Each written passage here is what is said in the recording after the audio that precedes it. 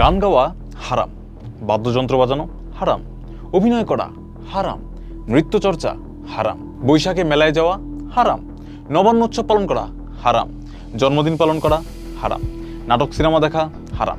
তবে এগুলো আল্লাহ রাসূলের দেওয়া হারাম ফতোয়া না, এগুলি আমাদের হুজুরদের নিজেদের বানানো ফতোয়া। আর এগুলি শুধু ফতোয়ার মধ্যে যে সীমাবদ্ধ থাকে তাও না, অনেক সময় এসব ফতোয়া বাস্তবায়ন করার জন্য ধর্মীয় উন্মাদনা সৃষ্টি করে হামলাযজ্ঞ চালানো হয়। কিন্তু প্রশ্ন হচ্ছে, বাস্তবেই কি ইসলাম যাবতীয় শিল্প সংস্কৃতি চর্চার বিপক্ষে? এটা জানতে হলে এতদিনের হুজুরদের বানানো ফতোয়া থেকে অন্ধবিশ্বাস সরিয়ে রেখে ইসলামের মূল গ্রন্থ আল কোরআন ও রাসূলের আদর্শের দিকে দেখতে হবে, এবং পাশাপাশি আল্লাহ মগজের মধ্যে যুক্তি দিয়ে বিচার করার জন্য যে বিবেকটা দিয়েছে এটাকে কাজে লাগাতে হবে।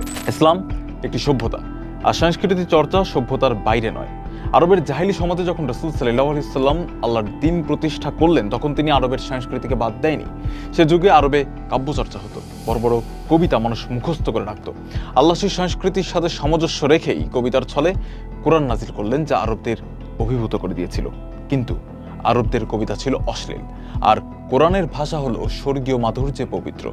অনেক সাহাবীকে রাসূল সাল্লাল্লাহু আলাইহি সাল্লাম ভালো কবিতা লেখার জন্য প্রশংসাও করেছেন। রাসূলুল্লাহ সাল্লাল্লাহু আলাইহি সাল্লামের উপস্থিতিতে সাহাবীদের বিবাহ ও অন্য যে কোনো উৎসবে দফ বাজিয়ে গান গাওয়া হতো। আল্লাহ রাসূল বলতেন, তোমাদের বিয়ের ঘোষণা দাও, এটা মসজিদে সম্পন্ন করো এবং বিবাহে দফ বাজাও। নারী সাহাবী রুবাই বিনতে মুয়াউইজ ইবনুল আফরা রাদিয়াল্লাহু তাআলা আনহা বলেন, আমার বাসরাতের পরের দিন নবী সাল্লাল্লাহু আলাইহি সাল্লাম এলেন এবং আমার বিছানার উপর বসলেন।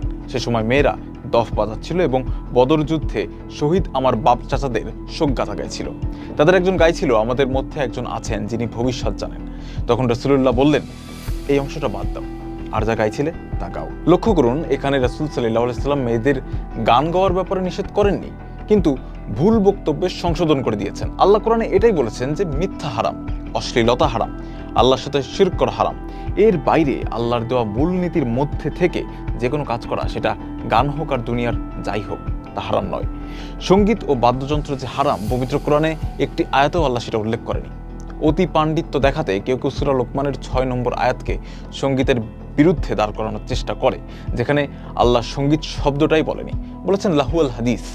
লাহুয়াল হাদিস অর্থ অসার, অনর্থক, অবান্তর, অশ্লীল কথাবার্তা। আল্লাহ বলেন, এক শ্রেণীর লোক মানুষকে আল্লাহর পথ থেকে গোমরা করার উদ্দেশ্যে অবান্তর কথা সংগ্রহ করে অন্ধভাবে তা নিয়ে ঠাট্টা বিদ্রূপ করে, এদের জন্য রয়েছে অবমাননাকর শাস্তি। ভাই, অসার, অনর্থক, অবান্তর, অশ্লীল কথা তো সবসময় নিষিদ্ধ, এর সাথে আলাদা করে গানের কোনো সম্পর্ক নেই তো।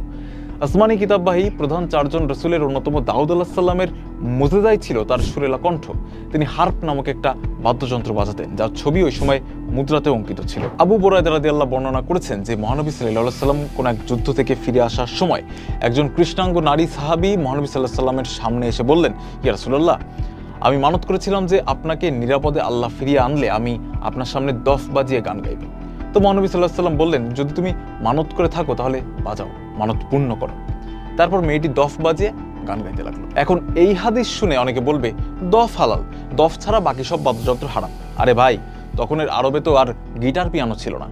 দফ, তাম্বুরা, এই বাদ্যযন্ত্রগুলোই তাদের জন্য সহজলভ্য ছিল, তাই সেগুলোই তারা বাজাতেন। মনে রাখতে হবে, আল্লাহ রাসূল ছিলেন মানব ইতিহাসের ব্যস্ততম পুরুষ, যিনি মাত্র 23 বছরে 107টা ছোট বড় যুদ্ধাভিযানের আয়োজন করেছেন, যিনি মানব জীবনের সর্ব অঙ্গনে আমূল পরিবর্তনের জন্য সংগ্রাম করেছেন। তাই এমন এক মহাবিপ্লবী আলাদা করে গান নিয়ে পড়ে থাকার সময় ছিল না। তবে এমন কিছু নিদর্শন আছে যে তিনি নিজ গৃহে অথবা যুদ্ধ থেকে ফিরে আসার পর গান শুনতেন। তিনি যখন হিজরত করে মদিনায় পৌঁছান, তখন তাকে বরণ করে নেওয়ার জন্য আনসারি নারী, পুরুষ, শিশু নির্বিশেষে তালা আল বাদরু আলাইনা গানটা গাইতে থাকেন। এই গানটি 1400 বছরের বেশি পুরনো সঙ্গীত, যা আজও মিলাদে গাওয়া হয়। মদিনায় মসজিদে নববী নির্মাণের সময় সাহাবীদের সঙ্গে রাসূল সাল্লাল্লাহু আলাইহি সাল্লাম নিজে কর্মসঙ্গীত গেয়েছিলেন। বুঝতে হবে যে জাহিলিয়াতের যুগে আরবের গান আর বাদ্যযন্ত্র ছিল অশ্লীলতার সাথে জড়িত, তাই অনেক সাহাবী গানকে মন্দ কাজ বলে ভাবতেন। কিন্তু রাসূলুল্লাহ সাল্লাল্লাহু আলাইহি সাল্লাম তাদের এই ভুল ধারণা ভেঙে দিয়েছিলেন। একদিন 2টি মেয়ে রাসূল সাল্লাল্লাহু আলাইহি সাল্লামের ঘরে দফ ও তাম্বুরা বাজিয়ে গান গাইছিল। রাসূলুল্লাহ শুয়েছিলেন, আয়েশা রাদিয়াল্লাহু গান শুনছিলেন। এমন সময় আবু বকর রাদিয়াল্লাহু আসেন এবং আয়েশা রাদিয়াল্লাহকে তিরস্কার করেন।